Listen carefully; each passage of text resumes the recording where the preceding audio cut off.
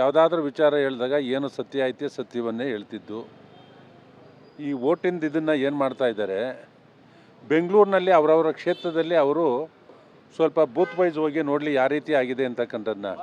ಮಹದೇವಪುರದಲ್ಲಿ ಆಗಿರ್ತಕ್ಕಂಥದ್ದೇನೋ ಎಲ್ಲೂ ಆಗದಂತಕ್ಕಂಥದ್ದಿಲ್ಲ. ಅನೇಕ ಅಪಾರ್ಟ್ಮೆಂಟ್ಗಳಲ್ಲಿ ಲೋಕಸಭಾ ಚುನಾವಣೆ ಬಂದಾಗೆ ಒಂದು ಪ್ಯಾಟ್ರನ್ನಾಗಿ ವೋಟ್ ಆಗುತ್ತೆ, ಕೌನ್ಸಿಲರ್ ಎಲೆಕ್ಷನಲ್ಲಿ ಒಂದು ಪ್ಯಾಟ್ರನಲ್ಲಿ ವೋಟ್ ಆಗುತ್ತೆ, MLA ಎಲೆಕ್ಷನಲ್ಲಿ ಒಂದು ಪ್ಯಾಟ್ರನ್ ಆಗುತ್ತೆ. ರಾಷ್ಟ್ರದ ವಿಚಾರ ಬಂದಾಗ ಮನೆಯಿಂದ ಬಂದು ವೋಟ್ ಮಾಡ್ತಾರೆ. ಬಹುಶಃ 40% ವೋಟು ಬೆಂಗಳೂರಿನಲ್ಲಿ ವೋಟರ್ ಲಿಸ್ಟಲ್ಲಿಲ್ಲ. ನನ್ನ ಕ್ಷೇತ್ರದಲ್ಲಿ ನಾನು ಪ್ರತಿ ಬೂತ್ನ ನಾನು ಒಂದಲ್ಲ 4 ಸರಿ ನಮ್ಮ ಮುಖಂಡರು ಬಿಟ್ಟಿದ್ದನ್ನ ಇದು ಮಾಡಿದ್ದೇನೆ. 40% ಯಾವತ್ತಾದರೂ ಬೆಂಗಳೂರಲ್ಲಿ 60% ವೋಟ್ ಆಗಿದೆಯಾ? ಆಗಿಲ್ಲ. ಈಗ ಒಂದು ಮನೇಲಿ ಯಾವುದೋ ಹೋಟ್ಲಲ್ಲಿ ಕೆಲಸ ಮಾಡ್ತಕ್ಕಂಥವ್ರು 20 ಜನ ಬಂದು ಸೇರ್ಕೊಂತಾರೆ. ಅವ್ರು 2 ವರ್ಷ 3 ವರ್ಷ ಇರ್ತಾರೆ.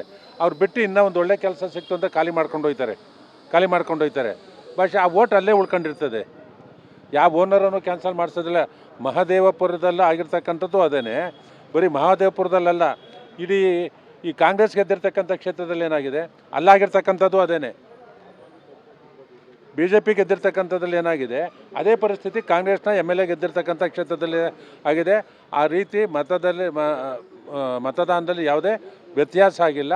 ವಿಶೇಷವಾಗಿ ವಿದ್ಯಾವಂತರು ವಾಸ ಮಾಡ್ತಕ್ಕಂಥ ಪ್ರದೇಶದಲ್ಲಿ ಲೋಕಸಭಾ ಚುನಾವಣೆಯಲ್ಲಿ ಬಂದು ಈ ರಾಷ್ಟ್ರವನ್ನು ಹಿತವನ್ನು ಕಾಯಬೇಕು ಅಂತಕ್ಕಂಥದ್ದು ಸಂದರ್ಭದಲ್ಲಿ ಮೋದಿಜಿಯವ್ರನ್ನ ನೋಡಿ ಓಟನ್ನು ಮಾಡ್ತಾರೆ, ರಾಷ್ಟ್ರವನ್ನು ನೋಡಿ ಓಟನ್ನು ಮಾಡ್ತಾರೆ. ಆವಾಗ ಪರ್ಸೆಂಟೇಜ್ ಜಾಸ್ತಿ ಆಗುತ್ತೆ. ರಾಜಣ್ಣ ಅವರನ್ನು ವಜಾ ಮಾಡಿರೋ ವಿಚಾರ ಅದು ಮಾಡಕೂಡ್ದು. ಅವನ ಕ್ಯಾಬಿನೆಟ್ಟಿಂದ ತೆಗಿಲಿ. ಅವರು ಏನು ಅವರ ರಾಷ್ಟ್ರ ನಾಯಕರು ಹೇಳಿದ್ರು ಅದಕ್ಕೆ ಸರಿಯಾದ ಉತ್ತರವನ್ನು ಕೊಟ್ಟಿದ್ದಾರೆ. ನಿಜವನ್ನು ಹೇಳಿದ್ದಾರೆ. ಮಾಧ್ಯಮದ ಮುಂದೆ ಇಡೀ ರಾಜ್ಯಕ್ಕೆ ಧೈರ್ಯವಾಗಿ ಹೇಳಿರ್ತಕ್ಕಂಥದ್ದು. ಕಾಂಗ್ರೆಸ್ ನಿಜ ಹೇಳಿದ್ರೆ ಪನಿಷ್ಮೆಂಟು.